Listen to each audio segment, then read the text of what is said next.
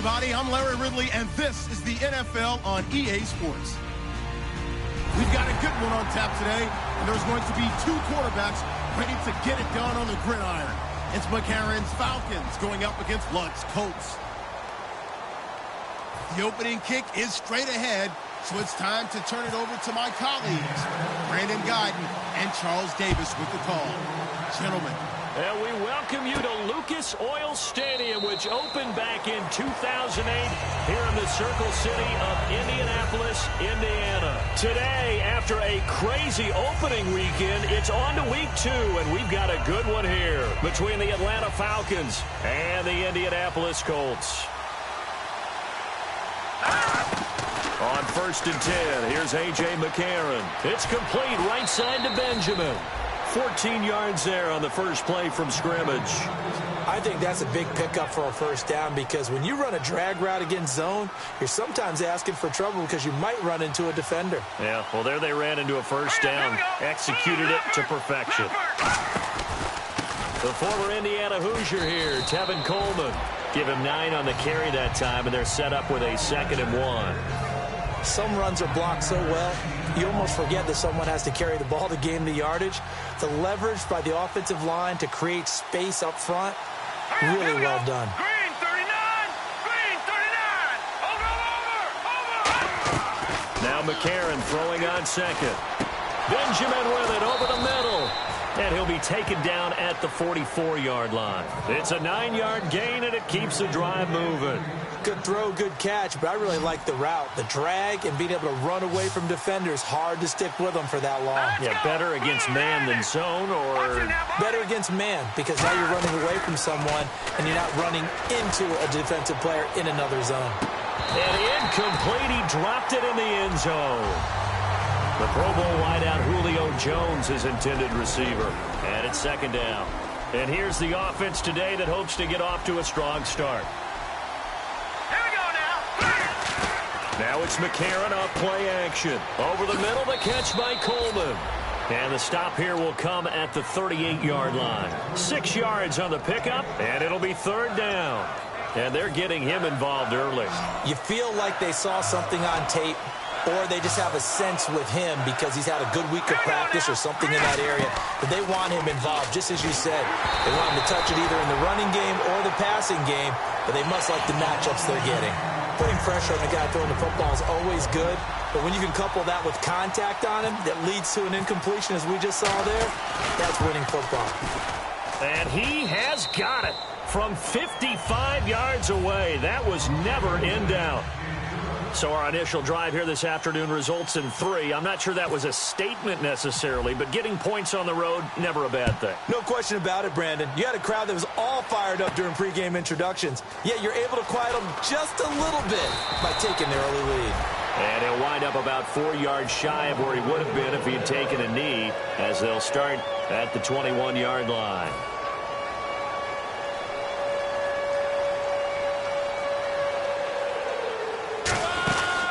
The first carry for the tailback, Jeremy Langford. And he'll take it ahead to the 28-yard line. 7 yards on the pickup there, and it'll leave him with a 2nd and 3. First play of the drive, let's give credit all around. Excellent blocking, but the guy carrying the ball, he was the finisher. A really nice run.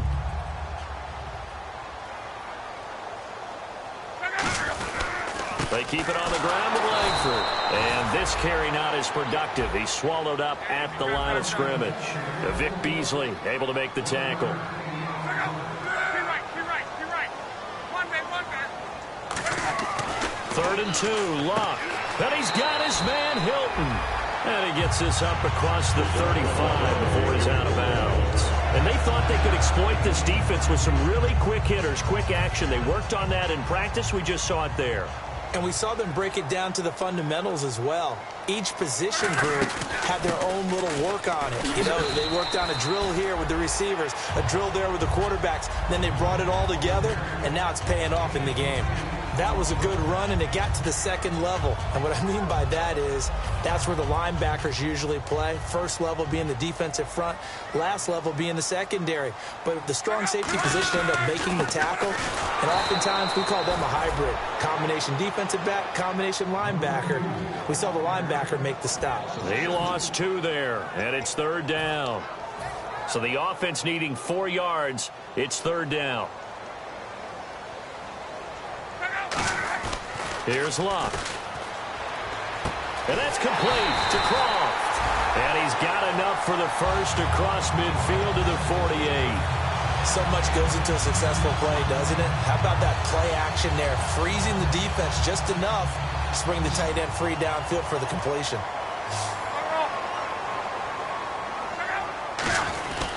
This is Langford on 1st and 10. And he picks up about 6 as he gets this down to the 41. This drive is turning into an extended one, and the guy carrying the ball, he's becoming more like a body blows guy. Every carry is putting some damage on the defense.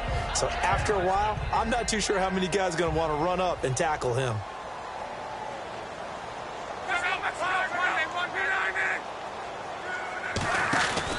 On 2nd down, Langford.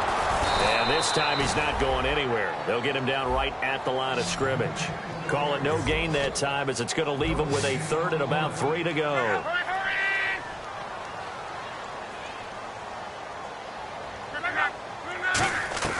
Block on 3rd down. He's got his man on the crossing route. And he's going to get the first down here as he's taken down at the 22. And there's another completion to the tight end. And let's face it, it is hard to overthrow a 6'6" target. It is indeed. Quarterbacks like their speed guys. They like that huge 6'6" target that they've got in him. They really do, and it reminds me of what one great tight end told me once. He had told his quarterback, just make sure you throw it up there. You know, kind of like put up on the top shelf where the kids can't get it. Here's Davis now. And he'll be taken down near the 20 at the 21. Credit him with a 1-yard gain there to make it 2nd and 9. A 1-yard gain can look like a disaster, but it all depends on how the game is going. Is it a series of 1-yard gains running the ball? If that's the case, you might have to start thinking about throwing it a little bit more. But if it's just the occasional 1-yard run, hey, congratulations to the defense. They won that one. Come back and get them the next time. He's going to find his running back. It's complete. It'll be a gain of 9, and that'll bring up what looks to be a 3rd and inches. Can't be more than a half a foot. But he's already proven to be a factor in the running game on this drive. Now he gets involved in the passing game. I think what we're seeing here is the modern version of workhorse in the NFL, being able to run it and catch it with equal proficiency. Here's Luck, and he's got Moncrief. And he's got the first down as he gets it to the 8. A 5-yard gain, and now they're set up 1st and goal.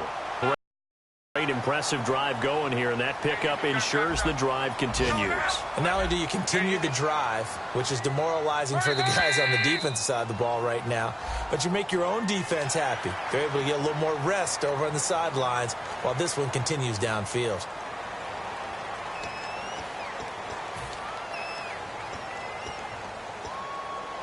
And this seemingly endless drive continues. After the penalty, it's Langford. Only a yard on the pickup there. 2nd and goal. Good first step there defensively, but they're still knocking on the doorstep, so maybe another run here? I think so. One of my favorite coaches used to say, son, if you can darn near lay down near the end zone and get in, give me my best power running play with my best back right now. And now it's 2nd and goal. They'll look to run with Langford. And he's going to get this back to the 3-yard line and no further. Call it no gain that time, and now it's 3rd and goal. His path became similar to almost running a stretch play, didn't it? Trying to find a crease, anywhere to put his foot in the ground and cut back. It just never materialized. From the 3-yard line again, they'll try and punch it in here on 3rd and goal.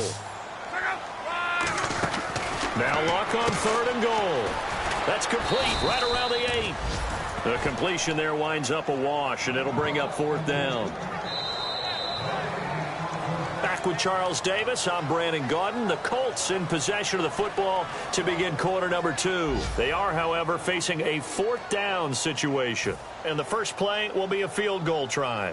From the right hash here, should be an easy one. And his kick is indeed good, and that will tie us at 3-3. I feel like we just ran a marathon. That was a long drive. They probably wanted 6 if they're going to go that many plays. And there were no checkpoints, no watering stations, nothing like that, right? Terrific job by the offense because not only did they possess the ball for that long, they wore down the defense. That could pay dividends later. Atlanta now coming out on the field. And fortunate to get points on the board last time. They had to hit a really long field goal to do so. The kickers in today's game are so good and so skilled and hit from distances that we almost start to take them for granted. And we can't do that. That's a long field goal that they got 3 points out of. They've got to feel good about. Looking for Gronkowski, and it's intercepted. A great read, and it's picked off. And they will be set up now as he brings this thing all the way back inside the 20. And now Indianapolis set to take the field. And they had 3 points last time, but they didn't want 3 points because they were well within range of scoring a touchdown. We'll see if they can do better now. I'm with you on that one. Let's just go ahead and be frank about the whole thing. The only one happy about the 3-point kicker. Exactly. You put it through the post. That's going to help him at contract time. But that offense, they're thinking, let's get in the end zone this time. I don't know if that helped him at contract time. You could have kicked that one through. I don't know about that. I don't know about that. Super toe. And he's certainly not a guy that drops that football very often. Indeed, because that's a bit of a surprise. I know he's in the middle of some traffic and people, bodies all around him, but he usually has the focus to haul that one in. One receiver left is Hilton. On 2nd and 10, Locke. Over the middle here, it's Hilton. 8 yards on the completion, but now they face 3rd down. I know we just saw a nice throwing catch, but how about the big guys up front buying that time? Yeah, that's exactly what they did. They created time and allowed the space to happen, and it turned into a really nice play.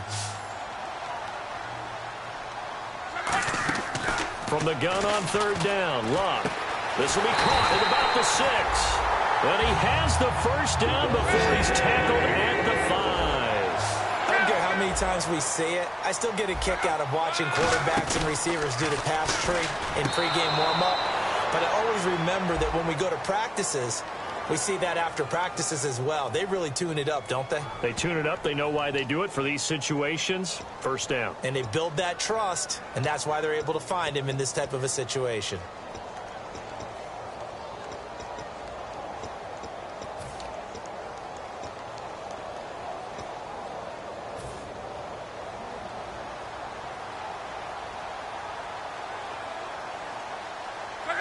So they're on the 5-yard line here, 2nd down and goal.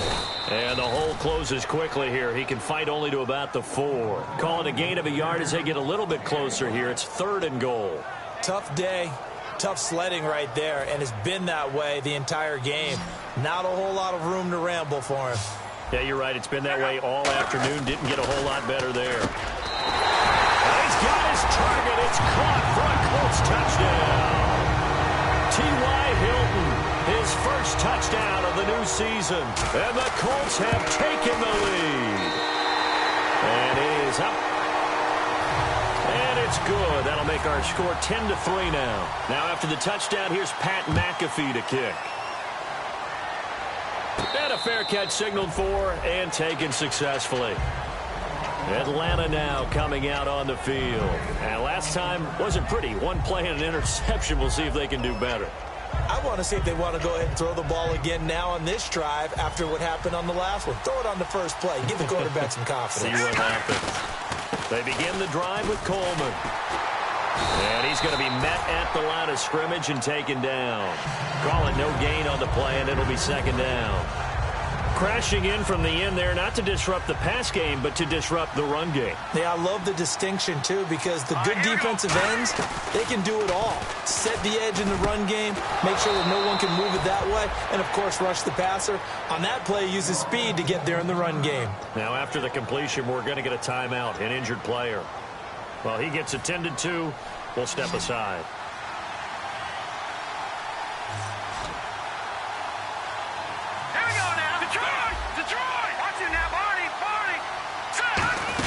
They'll run it now out of the gun. And unable to get downhill there as he'll take this up to about the 37. 2 yards on the pickup there. It'll be 2nd and 8. That's a good play by the guys on the defensive side of the ball. Held them to a gain of 2. And that changes the playbook a little bit now for the guy calling plays. 2nd and 8. Now he's got to probably think about going to the air instead of maybe staying with the ground game. Over the middle, it's Thomas. And he's taken down, but not before getting this across midfield and just shy of the 40. So there on that play, offensively, they ran the crossing route. Defense was in zone coverage. So as a former DB, how tough is it to defend that? It's really difficult because your natural inclination is to chase the receiver and maybe leave your zone. So you have to have discipline in order to talk to your other coverage guys and let him know that that receiver's crossing from your zone to the next zone. He's coming your way. Make sure you have him. And then when the ball is actually thrown, secure the tackle. When they're moving on crossing routes, if you miss a tackle, it usually results in a big play. It's a tried and true formula, and I don't think it'll change for as long as we play football. If someone's trying to throw the ball and you can put pressure on them and make it tough, that's only going to help your defense. Yeah, he's since being hurried. He got rid of it before taking the hit, but incomplete. Back to the air on 2nd down. It's McCarron. Wide open, Gronkowski. And he gets this one all the way down inside the 15. There's a completion to the tight end, and I think that we're looking at something out of central casting, frankly. Absolutely. I mean, size, the hands. the speed, I mean, can flat out run. You put that whole package together, you light up the eyes of an offensive coordinator, don't you? He couldn't quite hold it. Got hit. Ball pops out. Incomplete. So many offenses want to include their running backs into their passing offense and be able to swing the ball out or check it down to them. But sometimes those guys are just not as comfortable catching the ball as they are running it. A.J. McCarron looking to throw. And here he'll get it down to the 7. They get 7 there on the screen. It'll set up a 3rd down. I'm going to show my age here a little bit. We used to talk about running backs catching the ball as safety valves. Nowadays, they're a big part of the passing offense. Quit acting like you're so old. You're only 65. McCarron going to try and throw on 3rd down. It's complete right side to Benjamin. The completion. So the drive takes him inside the 10, but it ends with just 3. And a nice job defensively to rise up and make sure they didn't get in. That'll be taken in the end zone. And he's up past the 20 to the 22-yard line. Here comes the Colts offense now as they make their way onto the field. And they were able to punch it in the end zone last time. They'll be looking to do that again here for the defense. Obviously, they'll be looking to stop them from punching it back in the end zone. It always is punch, counter punch, isn't it? And which team has the advantage? Well, let's just go back. Last time on offense, they rolled downfield, got into a good rhythm. You can see a little more bounce in and out of the huddle. You can see the sideline really get into the game. So defensively, you're thinking to yourself, how do we take that away from them? How do we get the advantage back? Let's see what they come up with. I think pressure is always the first way to go. You love pressure. I love it. We'll see if they dial it up this drive. One receiver left is Hill.